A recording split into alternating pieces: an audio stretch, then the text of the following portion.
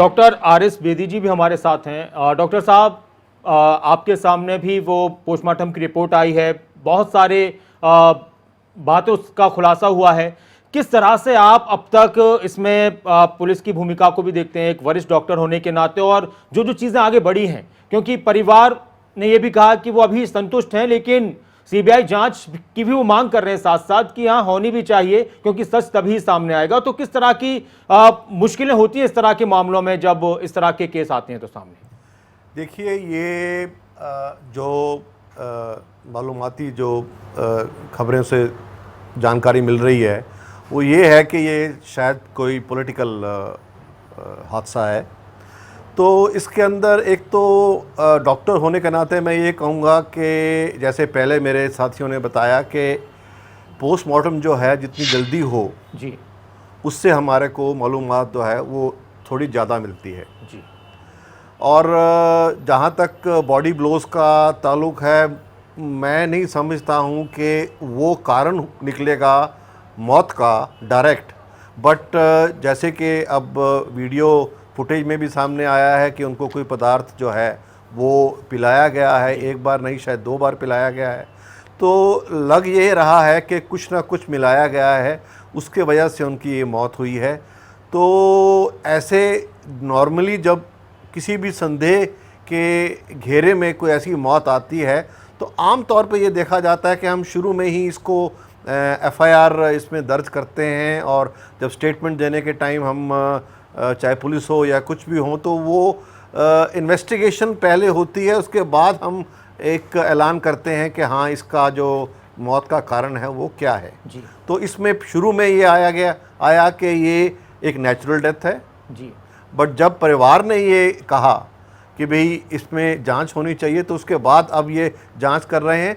Forensic evidence जो है वो काफ़ी हद तक हमें ये बता देगा कि ये इसके अंदर अगर कोई नशीली दवाई या कोई ऐसा पॉइजन दिया गया है वो छुपेगा नहीं, वो सर सामने एक आ सवाल जाएगा। और है मेरा कि इससे पहले कई बार सोनाली के परिवार, उनकी बहनों का ये भी कहना है कि उन्होंने कई बार इस बात का जिक्र किया कि कभी उन्होंने कुछ खाना खाया तो उनके हाथ पैर काम करना बंद कर दिए, कभी उन्होंने कोई खीर उनको दी गई सुधीर सांगवान की तरफ से तो जब वो खाते हैं तो उनके हाथ पैरों में बेचैनी होती है, हाथ पैर काम करना बंद कर देते हैं। तो इस स्लो पॉइजन वाली जो बातें हैं इसको किस तरह से देखें, और ये पूरी प्लानिंग?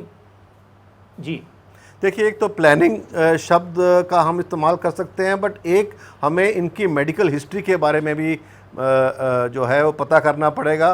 कई ऐसे मेडिसिन्स हैं जो कि एंटीसाइकोटिक मेडिसिन्स हैं, जो लोग डिप्रेशन वाले हैं वो उनको दी जाती हैं, तो अगर उनका मिश्रण हो जाए अल्कोहल के साथ तो वो भी घातक सिद्ध हो सकता है। तो जो हम बात कर रहे हैं कि पहले भी इनके जो नर्वस सिस्टम था वो थोड़ा सा नम हो जाता था, तो ये हमें देखना पड़ेगा कि मेडिकल हिस्ट्री तो नहीं ऐसी थी जिसकी वजह से कोई ऐसा एक्सीडेंट हो गया। सो सारे पहलुओं को हमें ये देखना पड़ेगा। डॉक्टर साहब, सत्यव्रत शास्त्री जी कह रहे हैं कि परिजन लिखकर दे दें। एक तो सिंथेटिक ड्रग्स की बात आ रही है कि उनको ड्रग्स इस तरह से दिया गया था, उसके बारे में थोड़ा बताएं कि होता क्या है ड्रग्स, सिंथेटिक ड्रग्स सर। और सीबीआई जांच की अगर हम बात करें तो इस पर मैं पॉलिटिकली जो भी व्यूज हैं वो भी मैं लूंगा, लेकिन आपका इस पर क्या कहना है जो डॉक्टर सत्यव्रत जी कह रहे हैं, डॉक्टर सत्यव्रत जी कह रहे हैं इस पर? देखिए, आम जो दवाइयाँ हैं या ड्रग्स हैं उसमें कोकेन है, हीरोइन है, मारिजुआना है, ओपीएम के फैमिली के ड्रग्स हैं, ये आम तौर पे इस्तेमाल किए जाते हैं। किसी नशीली दवा में अगर इसको मिलाया जाए तो ये घातक सिद्ध होते हैं।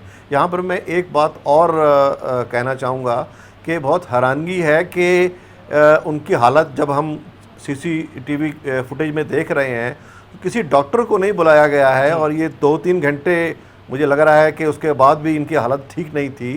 तो ये भी एक हैरानी की बात है कि डॉक्टर को क्यों नहीं बुलाया गया। अगर वो होटल लेके गए हैं तो होटल में तो नॉर्मली एक डॉक्टर पैनल पे होते हैं जिनको कि दिन हो या रात हो उनको बुलाया जा सकता है।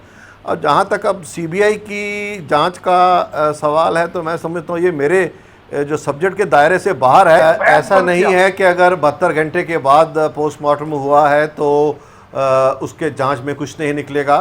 हाँ, कुछ ऐसे तत्व हैं जो जल्दी नष्ट हो जाते हैं, मगर मैं समझता हूँ कि आज की साइंस इतनी ज़्यादा तरक्की कर चुकी है कि आज भी हम डॉक्टरी जांच के दोबारा ये मालूम कर पाएंगे। मेरी ये ऐसी उम्मीद है कि इसमें अगर कोई ऐसे नशीले या कोई पॉइजनस पदार्थ की वजह से ये डेथ हुई है तो वो हमारे सामने आना चाहिए। अच्छा डॉक्टर साहब, ये एक शक पैदा करता है कि पहले हार्ट अटैक, फिर बाद में कुछ और, बाद में कुछ और, इससे शक की सुइयां ज़रूर सामने आती हैं।